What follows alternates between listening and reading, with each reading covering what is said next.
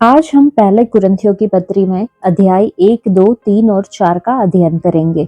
अध्याय 1 पौलुस की ओर से, जो परमेश्वर की इच्छा से यीशु मसीह का प्रेरित होने के लिए बुलाया गया, और भाई सोस्थिनेस की ओर से, परमेश्वर की उस कलीसिया के नाम जो कुरिन्थुस में है, अर्थात उनके नाम जो मसीह यीशु में पवित्र किए गए और पवित्र होने के लिए बुलाए गए हैं, और उन सब के नाम भी जो हर जगह हमारे और अपने प्रभु यीशु मसीह के नाम से प्रार्थना करते हैं। हमारे पिता परमेश्वर और प्रभु यीशु मसीह की ओर से तुम्हें अनुग्रह और शांति मिलती रहे। मैं तुम्हारे विषय में अपने परमेश्वर का धन्यवाद सदा करता हूँ, इसलिए कि परमेश्वर का यह अनुग्रह तुम पर मसीह यीशु में हुआ, कि उसमें होकर तुम हर बात में, अर्थात सारे वचन और सारे ज्ञान में धनी किए गए, कि मसीह की गवाही तुम में पक्की निकली, यहाँ तक कि किसी वरदान में तुम्हें घटी नहीं, और तुम हमारे प्रभु यीशु मसीह के प्रकट होने की बाट जोहते रहते हो। वह तुम्हें अंत तक दृढ़ भी करेगा कि तुम हमारे प्रभु यीशु मसीह के दिन में निर्दोष ठहरो। परमेश्वर सच्चा है, जिसने तुमको अपने पुत्र हमारे प्रभु यीशु मसीह की संगति में बुलाया है। हे भाइयों, मैं तुमसे हमारे प्रभु यीशु मसीह के नाम से विनती करता हूँ कि तुम सब एक ही बात कहो और तुम में फूट ना हो, परंतु एक ही मन और एक ही मत होकर मिले रहो। क्योंकि हे मेरे भाइयों, खलोए के घराने के लोगों ने मुझे तुम्हारे विषय में बताया है कि तुम में झगड़े हो रहे हैं। मेरे कहने का अर्थ यह है कि तुम में से कोई तो अपने आप को पौलुस का, कोई अपुल्लोस का, कोई केफा का, तो कोई मसीह का कहता है। क्या मसीह बट गया? क्या पौलुस तुम्हारे लिए क्रूस पर चढ़ाया गया, या तुम्हें पौलुस के नाम पर बपतिस्मा मिला? मैं परमेश्वर का धन्यवाद करता हूँ कि क्रिस्पुस और गयुस को छोड़ मैंने तुम में से किसी को भी बपतिस्मा नहीं दिया। कहीं ऐसा ना हो कि कोई कहे कि तुम्हें मेरे नाम पर बपतिस्मा मिला। और हाँ, मैंने स्तिफनास के घराने को भी बपतिस्मा दिया। इनको छोड़ मैं नहीं जानती कि मैंने और किसी को बपतिस्मा दिया, क्योंकि मसीह ने मुझे बपतिस्मा देने को नहीं, वरन सुसमाचार सुनाने को भेजा है, और यह भी शब्दों के ज्ञान के अनुसार नहीं, ऐसा ना हो कि मसीह का क्रूस व्यर्थ ठहरे। क्योंकि क्रूस की कथा नाश होने वालों के लिए मूर्खता है, परंतु हम उद्धार पाने वालों के लिए परमेश्वर की सामर्थ है। क्योंकि लिखा है, मैं ज्ञानवानों के ज्ञान को नष्ट करूंगा और समझदारों की समझ को तुच्छ कर दूंगा। कहाँ रहा ज्ञानवान? कहाँ रहा शास्त्री? कहाँ रहा इस संसार का विवादी? क्या परमेश्वर ने संसार के ज्ञान को मूर्खता नहीं ठहराया? क्योंकि जब परमेश्वर के ज्ञान के अनुसार संसार ने ज्ञान से परमेश्वर को न जाना, तो परमेश्वर को यह अच्छा लगा कि इस प्रचार की मूर्खता के द्वारा विश्वास करने वाले को उद्धार दे। यहूदी तो चिन्ह चाहते हैं और यूनानी ज्ञान की खोज में है, परंतु हम तो उस क्रूस पर चढ़ाए हुए मसीह का प्रचार करते हैं, जो यहूदियों के लिए ठोकर का कारण और अन्य जातियों के लिए मूर्खता है। परंतु जो बुलाए हुए हैं, क्या यहूदी क्या यूनानी, उनके निकट मसीह परमेश्वर की सामर्थ और परमेश्वर का ज्ञान है। क्योंकि परमेश्वर की मूर्खता मनुष्यों के ज्ञान से ज्ञानवान है, और परमेश्वर की निर्बलता मनुष्यों के बल से बहुत बलवान है। हे भाइयों, अपने बुलाए जाने को तो सोचो कि न शरीर के अनुसार बहुत ज्ञानवान और न बहुत सामर्थी और न बहुत कुलीन बुलाए गए, परंतु परमेश्वर ने जगत के मूर्खों को चुन लिया है कि ज्ञानवानों को लज्जित करे, और परमेश्वर ने जगत के निर्बलों को चुन लिया है कि बलवानों को लज्जित करे, और परमेश्वर ने जगत के नीचों और तुच्छों को, वरन जो है भी नहीं, उनको भी चुन लिया कि उन्हें जो है व्यर्थ ठहराए, ताकि कोई प्राणी परमेश्वर के सामने घमंड न करने पाए। परंतु उसी की ओर से तुम मसीह यीशु में हो, जो परमेश्वर की ओर से हमारे लिए ज्ञान ठहरा, अर्थात धर्म और पवित्रता और छुटकारा, ताकि जैसा लिखा है वैसा ही हो। जो घमंड करे वह प्रभु में घमंड करे। इस पत्री के लेखक के बारे में अगर हम देखें तो संत पौलुस अन्य जातियों के प्रेरित और कुरिन्थ शहर में कलीसिया के संस्थापक। पहला कुरिन्थियों का पत्र शायद इफिसुस से लगभग ईस्वी सन 55 में लिखा गया था, पौलुस की तीसरी मिशनरी यात्रा के दौरान।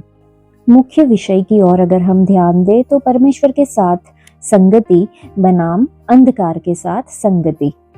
इस पत्र के उप विषय उन अनुभागों में पाए जाते हैं जिनमें पौलुस कलीसिया में विशिष्ट समस्या या चिंताओं का उत्तर देने के लिए लिखते हैं, जैसे कि दलबंदी, नागरिक मुकदमे, यौन अनैतिकता, प्रतिमाओं को चढ़ाया गया भोजन, प्रभु भोज का अभ्यास, आत्मिक वरदान, पुनरुत्थान का जीवन।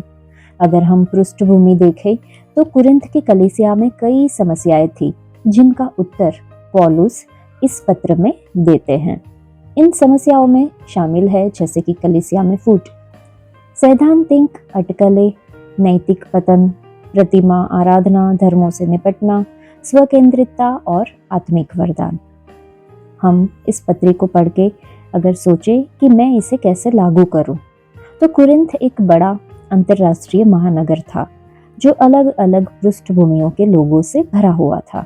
इस अर्थ में कुरिन्थ एक आधुनिक शहरी क्षेत्र की तरह था जिसमें बिना किसी स्पष्ट परिणाम के पापी व्यवहार में शामिल होने के अंतहीन अवसर थे। ऐसे समुदाय का कुरिन्थ की कलीसिया पर स्पष्ट रूप से नकारात्मक प्रभाव पड़ा। लेकिन ध्यान दें कि पौलुस का विश्वासियों को निर्देश अपने शहर से पीछे हटना नहीं था। ये तब या अब कलीसिया के लिए पौलुस की दृष्टि नहीं थी। इसके बजाय उन्होंने हमें अविश्वासियों के बीच मसीह के प्रति अपनी प्रतिबद्धता को और भी अधिक विश्वास योग्य ढंग से जीने का निर्देश दिया। पौलुस ने अपेक्षा की कि हम मसीही एक एकीकृत समुदाय में आराधना करके जो एक दूसरे के प्रति जवाबदेह थे, अपनी ज्योति को उनकी दुनिया के अंधेरे स्थानों में चमकाएंगे। उन्होंने अपेक्षा की कि हम पवित्रता के अनुसरण में एक दूसरे को प्रोत्साहित करेंगे और यह कि हम आने वाले अपने शारीरिक पुनरुत्थान की आशा को मजबूती से पकड़कर एक साथ प्रयास करेंगे। तीसरे वचन में है कि तुम्हें अनुग्रह और शांति मिलती रहे। पहले अनुग्रह क्योंकि वह सोता है, फिर शांति आती है क्योंकि वह अनुग्रह के सोते से बहने वाली उचित धारा है। पहले शांति की खोज मत करो क्योंकि नए जन्म न पाए हुए लोगों के लिए कोई शांति नहीं है। पहले अनुग्रह फिर शांति, और दोनों को हमारे पिता परमेश्वर और प्रभु यीशु मसीह की ओर से आना चाहिए। अगर कलीसियाओं को वर्गीकृत किया जाता तो कुरिन्थुस की कलीसिया को विभाजित, अपवित्र और बदनाम होने के लिए डी ग्रेड दिया जाता। लेकिन इन समस्याओं को संबोधित करने के लिए पौलुस द्वारा लिखे गए पत्री को A+ ग्रेड किया गया।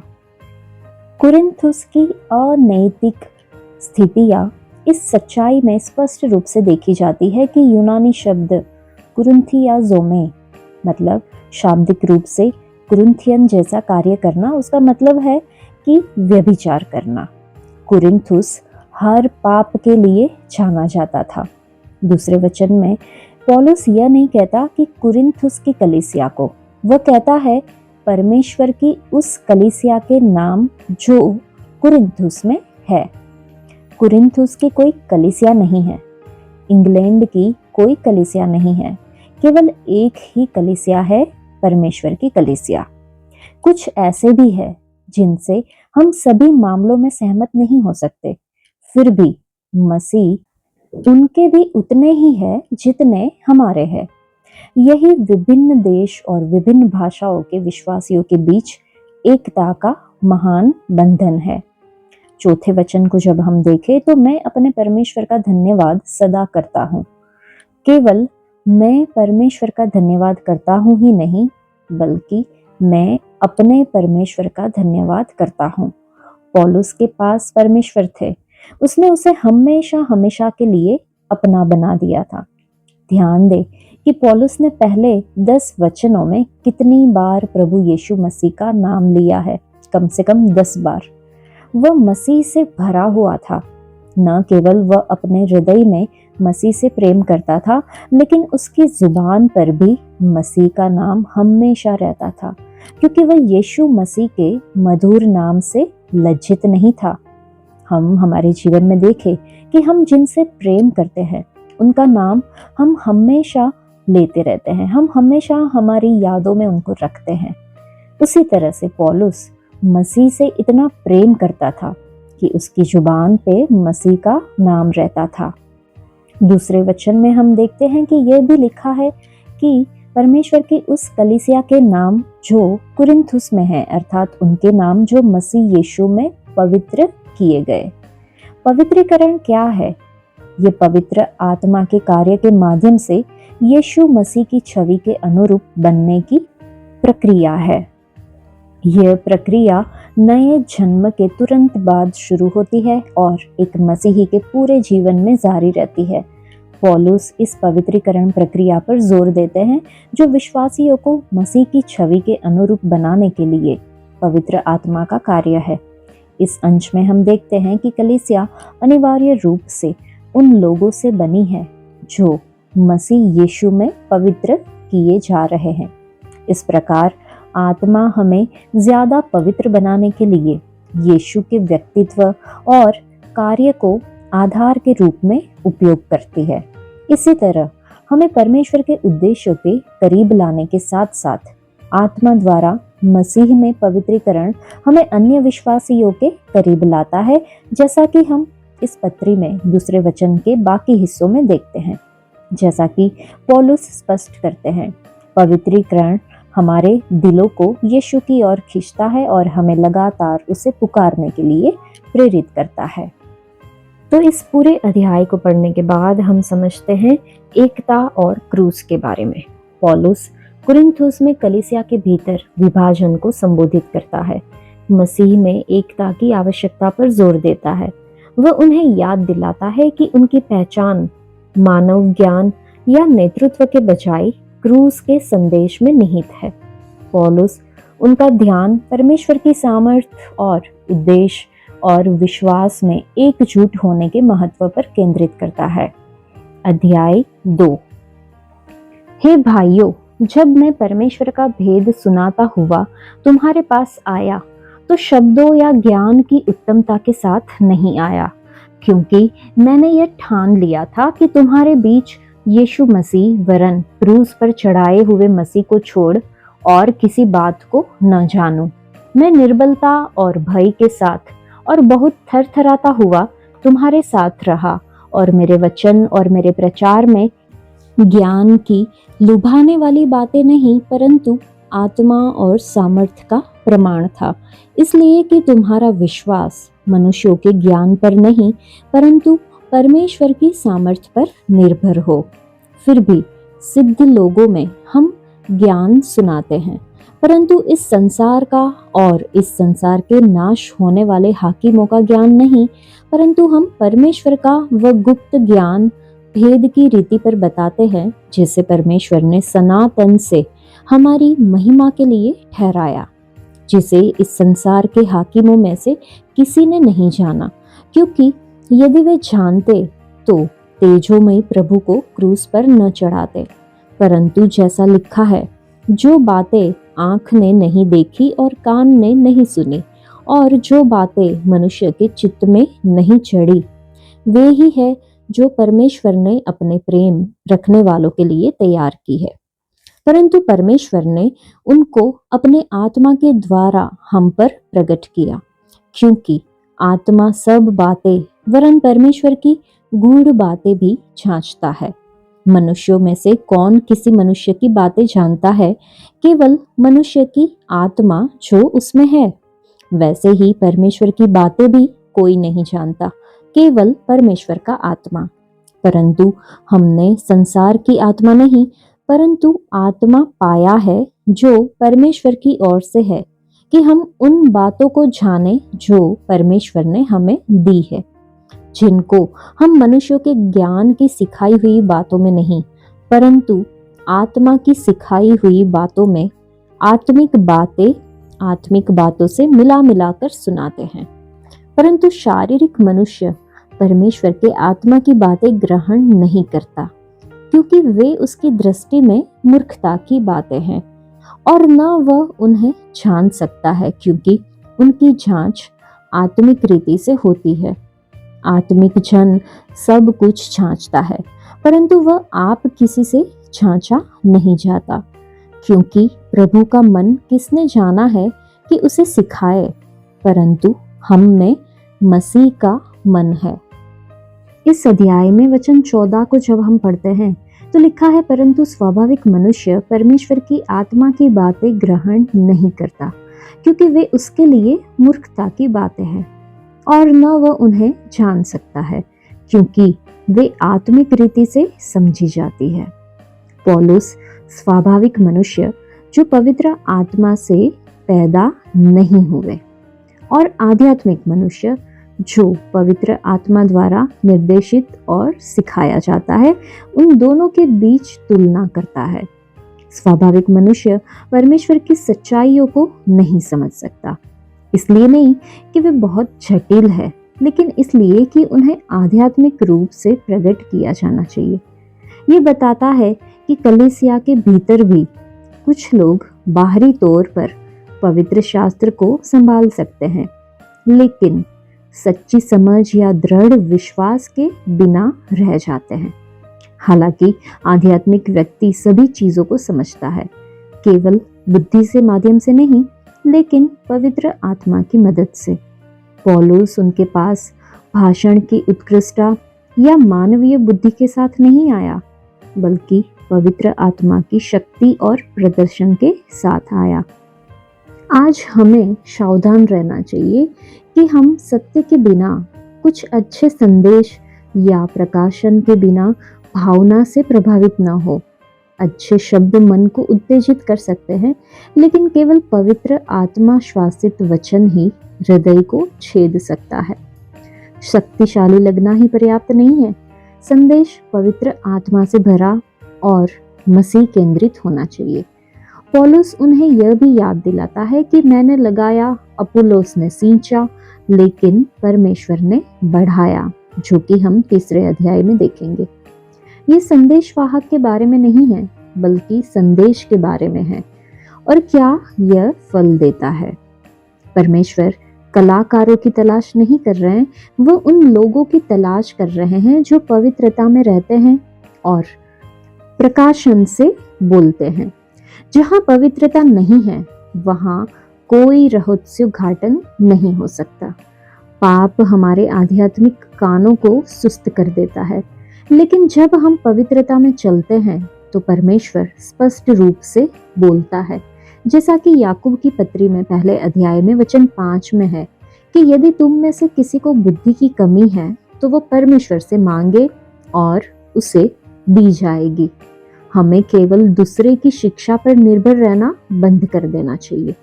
परमेश्वर हर एक विश्वासी को व्यक्तिगत रूप से वचन और प्रार्थना में उसे खोजने के लिए बुला रहे हैं। चलिए हम आध्यात्मिक लोग बने, न केवल दिखने में बल्कि दिल से भी। हमारे शब्दों का वजन इसलिए ना हो कि वे अच्छे लगते हैं, बल्कि इसलिए कि वे प्रार्थना, आज्ञाकारिता और परमेश्वर के साथ अंतरंगता के स्थान से आते हैं। तो निष्कर्ष यह है कि हमें चरित्र के बिना चमत्कार से प्रभावित नहीं होना चाहिए। हमें पश्चाताप के बिना प्रकाशन का पीछा नहीं करना चाहिए। आध्यात्मिक व्यक्ति केवल उपहार नहीं है, बल्कि जमीन पर आधारित है। केवल अभिषिक्त नहीं है, बल्कि परमेश्वर के वचन के साथ संरेखित है। चलिए हम पवित्रता, भूख और अपने लिए परमेश्वर को सुनने के लिए वापस लौटे। फिर हम न केवल सच बोलेंगे, लेकिन उसे जिएंगे भी। पौलुस इस बात पर जोर देता है कि सच्ची बुद्धि परमेश्वर से आती है, मानवीय समझ से नहीं। वह दुनिया की बुद्धि की तुलना आत्मा द्वारा प्रकट की गई बुद्धि से करता है। आत्मा के द्वारा विश्वासी परमेश्वर की गहरी सच्चाइयों को समझ सकते हैं और उन्हें दूसरों के साथ साझा कर सकते हैं। प्रार्थना और पवित्र आत्मा के मार्गदर्शन के द्वारा परमेश्वरीय बुद्धि की खोज करें। पहचानें कि मानवीय बुद्धि सीमित है। परमेश्वर के प्रकटीकरण पर भरोसा करें। इस अध्याय के वचन 10 को जब हम पढ़ते हैं तो परंतु परमेश्वर ने उनको अपने आत्मा के द्वारा हम पर प्रकट किया, क्योंकि आत्मा सब बातें वरन परमेश्वर की गूढ़ बातें भी जांचता है, ऐसा लिखा है। हमारे उद्धार में त्रिएकत्व के तीनों व्यक्ति शामिल है। हम पिता की कृपा, पुत्र के बलिदान और आत्मा के दृढ़ विश्वास के बिना नहीं बच सकते। जहां तक परमेश्वर पिता का सवाल है, मैं तब बच गई जब उन्होंने मुझे मसीह में चुना, जगत की नींव रखने से पहले, और अपने पुत्र को संसार में भेजा। जहां तक परमेश्वर पुत्र का सवाल है, मैं तब बची थी जब वह क्रूस पर मेरे लिए मरे। उनका बलिदान हालांकि पूरी दुनिया के लिए पर्याप्त है, लेकिन केवल उन लोगों के लिए प्रभावी है जो उसे प्रभु के रूप में स्वीकार करते हैं। यहीं पर परमेश्वर आत्मा की भूमिका आती है। पवित्र आत्मा दुनिया को पाप, धार्मिकता और न्याय यानी मसीह की हमारी जरूरत के बारे में समझाता है। आत्मा के दृढ़ विश्वास के कार्य के बिना कोई भी मसीह को प्रभु के रूप में स्वीकार नहीं करेगा। कोई भी यह नहीं कह सकता कि यीशु प्रभु है सिवाय पवित्र आत्मा के। दूसरे शब्दों में, आत्मा के दृढ़ विश्वास के बिना हम अपने पापों के प्रति अंधे रहते हैं। उसकी रोशनी के बिना हम मसीह को स्वीकार किए बिना अंधकार में रहते हैं। उसके अंदर निवास किए बिना हम जीवन की नवीनता में नहीं चल सकते। तो उद्धार एक मानवीय उपलब्धि नहीं है, ये एक पवित्र वरदान है जो पूरी तरह से परमेश्वर द्वारा शुरू और पूरा किया गया है। पिता द्वारा योजनाबद्ध, पुत्र द्वारा खरीदा गया, आत्मा द्वारा लागू किया गया। इस अध्याय में हम सच्चे प्रचार के बारे में देखते हैं। पहला ही वचन अगर हम पढ़े तो लिखा है, हे भाइयों, जब मैं परमेश्वर का भेद सुनाता हुआ तुम्हारे पास आया तो शब्दों या ज्ञान की उत्तमता के साथ नहीं आया। समस्या संसार की बुद्धि है और इसका उत्तर परमेश्वर की बुद्धि है। ये खंड प्रचार के उद्देश्य, मसीही अगुवों की भूमिका, सच्ची सामर्थ्य के मुद्दे और सुसमाचार सेवा में पीड़ा के स्थान पर प्रकाश डालता है। मानव बुद्धि इस दुनिया में पाई जाने वाली ताकत, लाभ, प्रतिष्ठा और दूसरों के सामने अच्छा दिखने के बारे में है। प्राचीन सार्वजनिक वक्ता पेशेवर यात्रा करने वाले वक्ता थे जो अपने शब्दों के उपयोग से भीड़ को रोमांचित करते थे। उनका उद्देश्य भीड़ को एक दृष्टिकोण की ओर प्रेरित करना था। ये वक्ता शब्दों का इस तरह से उपयोग करते थे कि वे अपने श्रोताओं को प्रसन्न और प्रभावित कर सके। शक्ति शब्दों और मानवीय प्रतिभा में थी। बयानबाज को उस दृष्टिकोण पर विश्वास करने की भी जरूरत नहीं थी जिसका वह समर्थन कर रहा था, और पौलुस इन सब का खंडन कर रहा है। इस खंड में सीखी गई सच्चाई को देखते हुए प्रचार करना बयानबाजी का काम नहीं है, ये अच्छी खबर का संदेश देना है। ये दोनों बहुत अलग संचार कार्य है। पहले में मानवीय शक्ति और गतिशीलता प्रदर्शित होती है, बाद में उपदेशक की कमजोरी में भी क्रूस पर चढ़ाए गए मसीह की घोषणा की जाती है। सच्चा प्रचार संदेश के प्रति विश्वास योग्यता है। ये विश्वास का कार्य है कि केवल परमेश्वर ही श्रोता को मना सकते हैं, बल्कि उसे बदल सकते हैं। उचित सुनने से उपदेशक में परमेश्वर की शक्ति और उपस्थिति को पहचाना जाता है और संदेश को उसी के अनुसार ग्रहण किया जाता है। पवित्र आत्मा ने न केवल पवित्र शास्त्र के वचनों को उसके प्रारंभिक निर्माण और अंतिम रूप में प्रेरित किया, वह आज भी वचन के माध्यम से बोलता और कार्य करता है। हमें लोगों को मनाने के लिए अलंकृत या अच्छे शब्दों का उपयोग करने के बारे में चिंता करने की जरूरत नहीं है, क्योंकि बाइबल के उपदेश या संदेश को लेना और उसके साथ दिलों को बदलना आत्मा का कार्य है।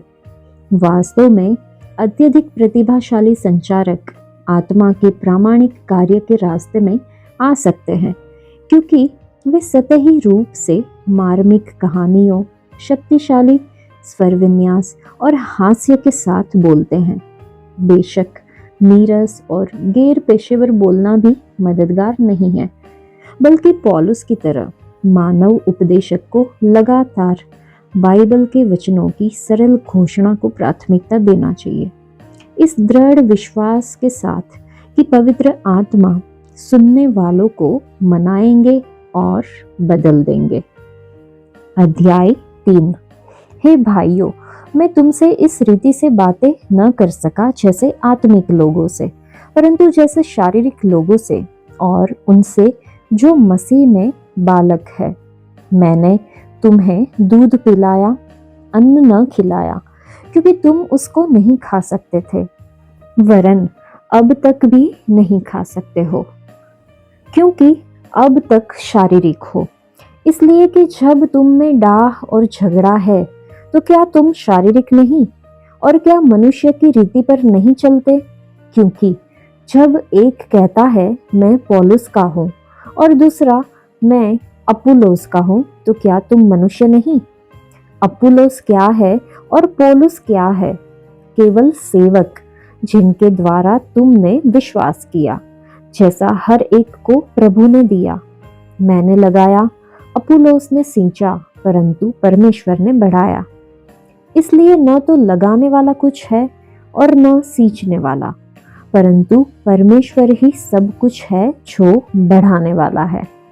लगाने वाला और सींचने वाला दोनों एक है, परंतु हर एक व्यक्ति अपने ही परिश्रम के अनुसार अपनी ही मजदूरी पाएगा, क्योंकि हम परमेश्वर के सहकर्मी हैं। तुम परमेश्वर की खेती और परमेश्वर की रचना हो। परमेश्वर के उस अनुग्रह के अनुसार जो मुझे दिया गया, मैंने बुद्धिमान राजमिस्त्री के समान नींव डाली और दूसरा उस पर रद्दा रखता है। परंतु हर एक मनुष्य चौकस रहे कि वह उस पर कैसा रद्दा रखता है, क्योंकि उस नींव को छोड़ जो पड़ी है और वह यीशु मसीह है, कोई दूसरी नींव नहीं डाल सकता। यदि कोई इस नींव पर सोना या चांदी या बहुमूल्य पत्थर या काठ या घास या फूस का रद्दा रखे, तो हर एक का काम प्रकट हो जाएगा, क्योंकि वह दिन उसे बताएगा, इसलिए कि आग के साथ प्रकट होगा और वह आग हर एक का काम परखेगी कि कैसा है। जिसका काम उस पर बना हुआ स्थिर रहेगा, वह मजदूरी पाएगा। यदि किसी का काम जल जाएगा, तो वह हानि उठाएगा, पर वह आप बच जाएगा, परंतु चलते चलते। क्या तुम नहीं जानते कि तुम परमेश्वर का मंदिर हो और परमेश्वर का आत्मा तुम में वास करता है? यदि कोई परमेश्वर के मंदिर को नष्ट करेगा, तो परमेश्वर उसे नष्ट करेगा, क्योंकि परमेश्वर का मंदिर पवित्र है और वह तुम हो। कोई अपने आप को धोखा न दे। यदि तुम में से कोई इस संसार में अपने आप को ज्ञानी समझे, तो मूर्ख बने कि ज्ञानी हो जाए, क्योंकि इस संसार का ज्ञान परमेश्वर के निकट मूर्खता है। जैसा लिखा है, वह ज्ञानियों को उनकी चतुराई में फंसा देता है। और फिर प्रभु ज्ञानियों के विचारों को जानता है कि वे व्यर्थ है। इसलिए मनुष्यों पर कोई घमंड न करे, क्योंकि सब कुछ तुम्हारा है। क्या पौलुस, क्या अपुल्लोस, क्या केफा, क्या जगत, क्या जीवन, क्या मरण, क्या वर्तमान, क्या भविष्य, सब कुछ तुम्हारा है और तुम मसीह के हो और मसीह परमेश्वर का है। इस अध्याय में हम मसीह की देह के बारे में देखते हैं। पौलुस कुरिन्थियों की कलीसिया के भीतर विभाजन को संबोधित करता है, उन्हें याद दिलाता है कि वे परमेश्वर के मंदिर है और उन्हें एकजुट होना चाहिए। वह अगुवों की तुलना सेवकों से करता है और इस बात पर जोर देता है कि विश्वास में वृद्धि परमेश्वर से आती है, न कि मानव अगुवों से। विभाजन से बचे और मसीह में एकता पर ध्यान दे। ये पहचाने कि सभी अगुवे एक उद्देश्य की पूर्ति करते हैं, लेकिन परमेश्वर ही विकास का अंतिम स्रोत है। जब हम वचन 11 को पढ़ते हैं तो एक इमारत की ऊपरी संरचना महत्वपूर्ण है, लेकिन पहला सवाल हमेशा नींव से संबंधित होना चाहिए। कोई व्यक्ति चाहे कितनी भी जल्दी, कितनी भी चतुराई से निर्माण क्यों न करे, अगर नींव मजबूत नहीं है तो वह व्यक्ति मूर्ख निर्माता है। ये आत्मिक चीजों में जोरदार ढंग से सच है, क्योंकि वहां नींव का अत्यधिक महत्व है। इस वचन में नींव के बारे में 4 महत्वपूर्ण सत्य सामने आते हैं। सबसे पहले, नींव एक इमारत का पहला हिस्सा है और इसलिए प्रभु यीशु अपनी कलीसिया के लिए सबसे पहले और सबसे महत्वपूर्ण है। परमेश्वर ने अपने उद्देश्य के लिए लोगों को चुना है, लेकिन उसके पास ऐसे लोग नहीं हैं जो मसीह से अलग है। दूसरा, एक नींव सभी का समर्थन है और कोई भी कलीसिया नहीं है सिवाय उस कलीसिया के जो अपनी सारा सामर्थ मसीह यीशु से प्राप्त करता है। अगर खुद को कलीसिया कहने वाले लोगों का कोई समूह मसीह के प्रायश्चित बलिदान के अलावा या उससे परे किसी और चीज पर उद्धार और अनंत जीवन के लिए निर्भर करता है तो वे कलीसिया नहीं है। तीसरा, एक इमारत का आकार उसकी नींव से निर्धारित होता है। अगर कलीसिया का कोई हिस्सा मसीह पर आधारित नहीं है तो ये महान वास्तुकार की योजना में एक विकृत जोड़ मात्र है। और चौथी बात कि एक इमारत के लिए एक नींव अपरिहार्य है और इसलिए मसीह एक सच्ची कलीसिया के लिए अपरिहार्य है। एक घर में हम एक दरवाजा बंद कर सकते हैं और हम छत के कुछ हिस्सों को हटा सकते हैं और फिर भी यह एक घर हो सकता है, लेकिन अगर हम नींव को हटा दें तो हमारे पास कोई घर नहीं हो सकता। अगर यीशु मसीह नींव के रूप में नहीं है तो हमारे पास मसीह की कलीसिया नहीं हो सकती।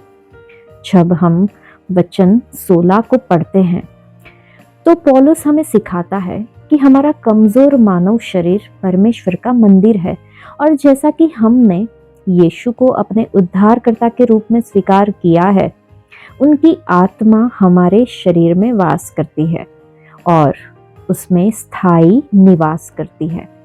हम एक ऐसी दुनिया में रहते हैं जहां हम शरीर के विभिन्न सुख, मनोरंजन, खाना पीना, मौज मस्ती में ज्यादा लिप्तता की ओर आकर्षित होंगे। इसलिए जीवन में शरीर की इच्छाओं को संतुष्ट करने के कई अवसर होंगे, लेकिन हमें याद रखना चाहिए कि अंत में वे हमें नष्ट कर देंगे, क्योंकि हम उनके गुलाम बन जाएंगे अगर हम खुद पर और अपनी इच्छाओं पर नजर नहीं रखेंगे। क्योंकि पौलुस रोमियो को लिखे अपने पत्र में कहता है कि हमें परमेश्वर को प्रसन्न करने वाला जीवन जीने और परमेश्वर के पुत्र बनने के लिए परमेश्वर की आत्मा के अनुसार चलना है। अगर हम परमेश्वर की आत्मा के अनुसार जीवन जीते हैं तो हम हमेशा के लिए परमेश्वर के साथ अनंत जीवन प्राप्त करेंगे, क्योंकि हम शरीर के पापों को संतुष्ट नहीं करेंगे। परमेश्वर की आत्मा के अनुसार जीवन जीने से मैं परमेश्वर की जीवित कलीसिया का निर्माण करने में सक्षम हो जाऊंगी, क्योंकि मैं दूसरों को परमेश्वर की संतान के रूप में स्वीकार करूंगी, जिनमें परमेश्वर की आत्मा भी वास करती है और प्रभु द्वारा हमें उनकी पवित्र आत्मा के माध्यम से दी गई कृपा से कलीसिया को पवित्र बनाऊंगी। हमें प्रभु हमेशा आत्मा के अनुसार चलने में मदद करे और शरीर की हमारी इच्छाओं के अनुसार नहीं, जो हमारे विनाश की ओर ले जाती है। बल्कि याद रखे कि हम परमेश्वर के मंदिर है, प्रभु हमें अपने शरीर को जीवित बलिदान के रूप में अर्पित करके आपका आदर करने में मदद करे, ऐसी प्रार्थना भी हमें करनी होगी। हम सभी मसीही लोग एक समूह के रूप में काम करते हैं, लेकिन हर एक को परमेश्वर द्वारा व्यक्तिगत रूप से पुरस्कृत किया जाएगा। केवल परमेश्वर ही वृद्धि दे सकते हैं, इसलिए उन्हें ही सारी महिमा मिलती है, न कि पौलुस या अपुल्लोस या कोई अन्य अगुवों को।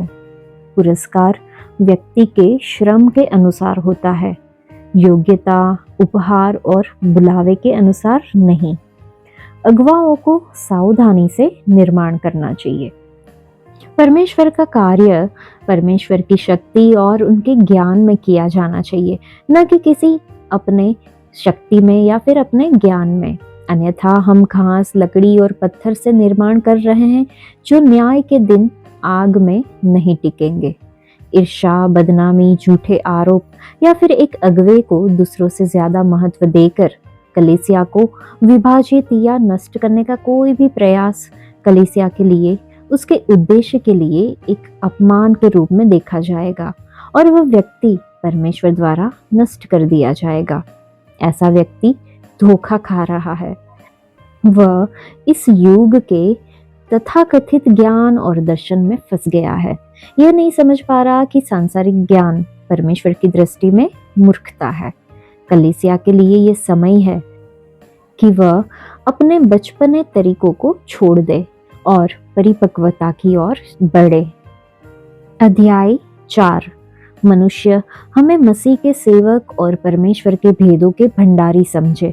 फिर यहाँ भंडारी में यह बात देखी जाती है कि वह विश्वास योग्य हो, परंतु मेरी दृष्टि में यह बहुत छोटी बात है कि तुम या मनुष्यों का कोई न्यायी मुझे परखे, वरन मैं स्वयं अपने आप को नहीं परखता, क्योंकि मेरा मन मुझे किसी बात में दोषी नहीं ठहराता, परंतु इससे मैं निर्दोष नहीं ठहरता, क्योंकि मेरा परखने वाला प्रभु है।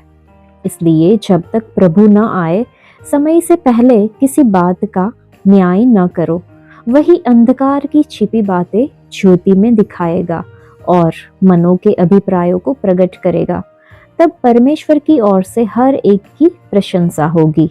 हे भाइयों, मैंने इन बातों में तुम्हारे लिए अपनी और अपुल्लोस की चर्चा दृष्टांत की रीति पर की है, इसलिए कि तुम हमारे द्वारा यह सीखो कि लिखे हुए से आगे न बढ़ना और एक के पक्ष में और दूसरे के विरोध में गर्व न करना, क्योंकि तुझ में और दूसरे में कौन भेद करता है, और तेरे पास क्या है जो तूने दूसरे से नहीं पाया, और जबकि तूने दूसरे से पाया है तो ऐसा घमंड क्यों करता है कि मानो नहीं पाया। तुम तो तृप्त हो चुके, तुम धनी हो चुके, तुमने हमारे बिना राज्य किया, परंतु भला होता कि तुम राज्य करते, कि हम भी तुम्हारे साथ राज्य करते। मेरी समझ में परमेश्वर ने हम प्रेरितों को सबके बाद उन लोगों के समान ठहराया है जिनकी मृत्यु की आज्ञा हो चुकी हो, क्योंकि हम जगत और स्वर्गदूतों और मनुष्यों के लिए एक तमाशा ठहरे हैं।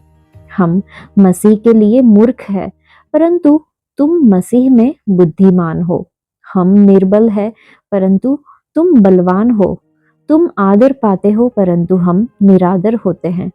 हम इस घड़ी तक भूखे, प्यासे और नंगे हैं, और घूसे खाते हैं और मारे मारे फिरते हैं, और अपने ही हाथों से काम करके परिश्रम करते हैं। लोग हमें बुरा कहते हैं, हम आशीष देते हैं। वे सताते हैं, हम सहते हैं। वे बदनाम करते हैं, हम विनती करते हैं। हम आज तक जगत का कूड़ा और सब वस्तुओं की खुरचन के समान ठहरे हैं।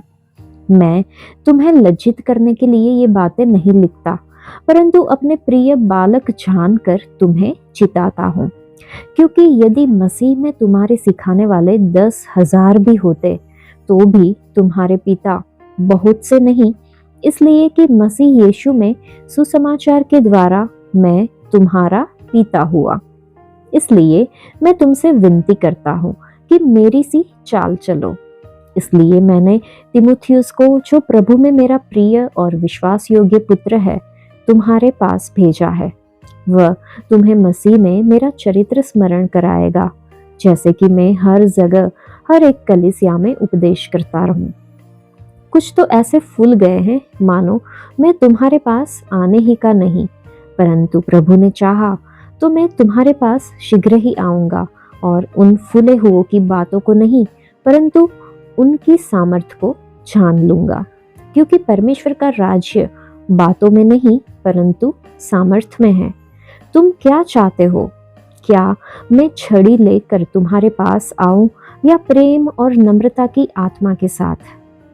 इस अध्याय में हम देखते हैं कि पौलुस अपने प्रेरित तत्व का बचाव करता है और विश्वासियों के बीच विनम्रता को प्रोत्साहित करता है। वह परमेश्वर के भेदों के वफादार प्रबंधक होने के महत्व पर प्रकाश डालता है और दूसरों को समय से पहले न्याय करने के विरुद्ध चेतावनी देता है। विनम्रता को अपनाएं और पहचानें कि न्याय परमेश्वर का है। सेवा में विश्वास योग्यता को महत्व दे, चाहे आपकी मान्यता या स्थिति कुछ भी हो। दूसरे वचन को पढ़ के हम कुछ मुख्य बातें देखें तो एक भंडारी को मालिक द्वारा जिम्मेदारियां सौंपी जाती है। विश्वास योग्यता एक भंडारी से अपेक्षित सबसे प्रमुख गुण है। सच्चा भंडारत्व परमेश्वर के प्रति जवाबदेही को शामिल करता है। मानवीय निर्णय परमेश्वर के अंतिम मूल्यांकन के सामने गौण है। परमेश्वर हृदय के छिपे हुए इरादों को देखते हैं। भंडारत्व के कर्तव्य को पूरा करने में दीनता जरूरी है। भंडारियों को लोगों की अपेक्षा परमेश्वर की स्वीकृति पर ध्यान केंद्रित करना चाहिए। विश्वास योग्यता के लिए चुनौतियों में भी धीरज की जरूरत होती है। विश्वास योग्य भंडारत्व का प्रतिफल सिर्फ परमेश्वर से आता है।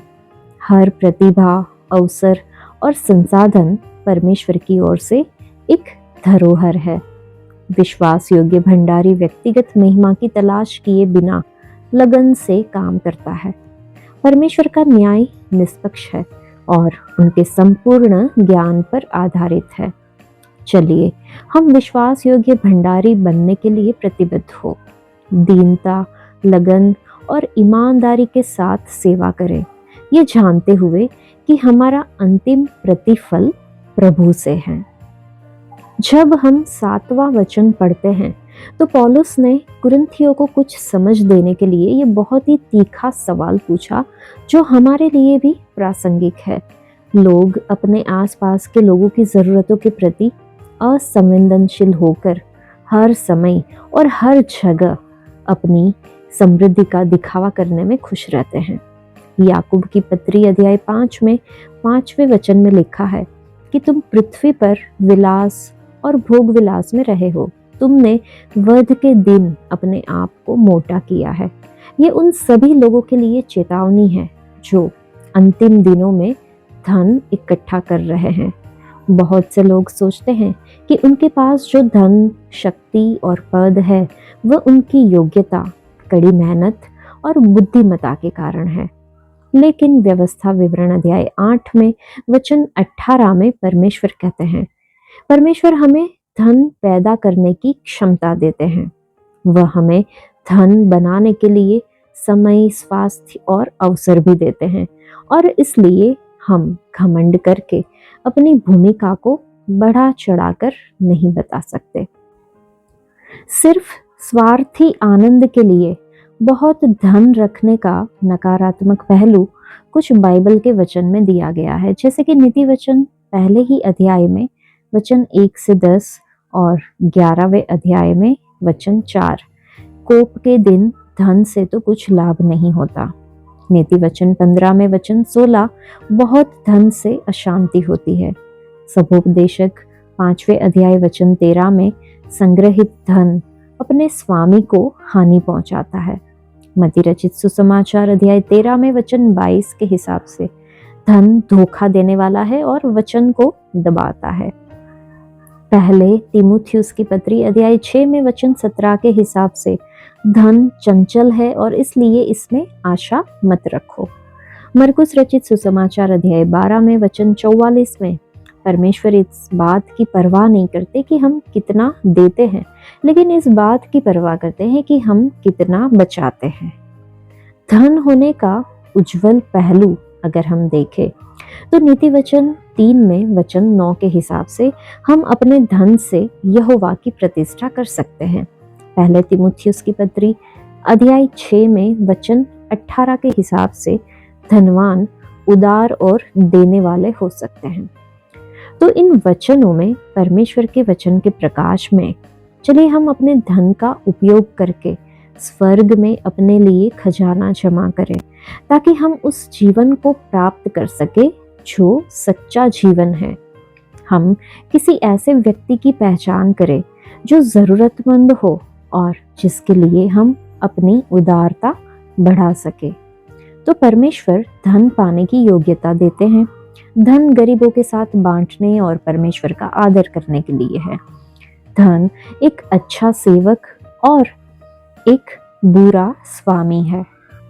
इस अध्याय के 10वें वचन को जब हम पढ़ते हैं तो हम मसीह के लिए मूर्ख है, निर्बल है लिखा है।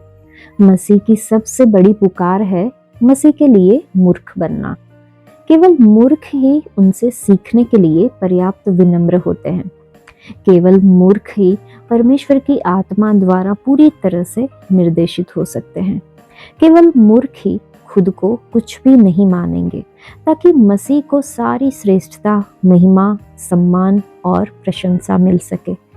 जगत तर्कवाद, व्यक्तिवाद और भौतिकवाद से भरा हुआ है।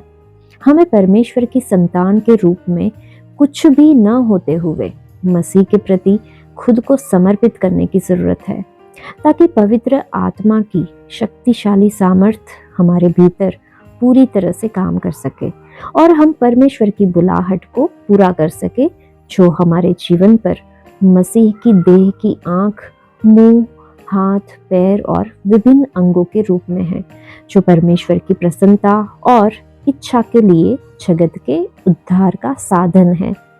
केवल परमेश्वर के प्रति समर्पित आत्मा ही परमेश्वर की दृष्टि में मूर्ख के रूप में रह सकती है। परमेश्वर मसीह के लिए सभी मूर्खों का स्वागत करते हैं, ताकि वह उन्हें अपने राज्य में उचित समय पर ऊंचा कर सके। कोई अपने आप को धोखा न दे। अगर तुम में से कोई इस संसार में अपने आप को ज्ञानी समझे तो मूर्ख बने कि ज्ञानी हो जाए, क्योंकि इस संसार का ज्ञान परमेश्वर के निकट मूर्खता है। जैसा कि लिखा है कि वह ज्ञानियों को उनकी चतुराई में फंसा देते हैं। मसीह को जीतने के लिए मूर्ख होने के रूप में पौलुस की स्वीकारोक्ति हम देखें तो तुम आदर पाते हो, लेकिन हम निरादर पाते हैं। हम मसीह भूखे और प्यासे हैं। हम खराब कपड़े पहने हुए और नग्न हैं और घूसे खाते और मारे मारे फिरते हैं। हम अपने ही हाथों से काम करके परिश्रम करते हैं। लोग हमें बुरा कहते हैं, हम आशीष देते हैं। वे सताते हैं, हम सहते हैं। हम आज तक जगत का कूड़ा और सब वस्तुओं की खुरचन के समान ठहरे हैं। ये वचनों में लिखा है।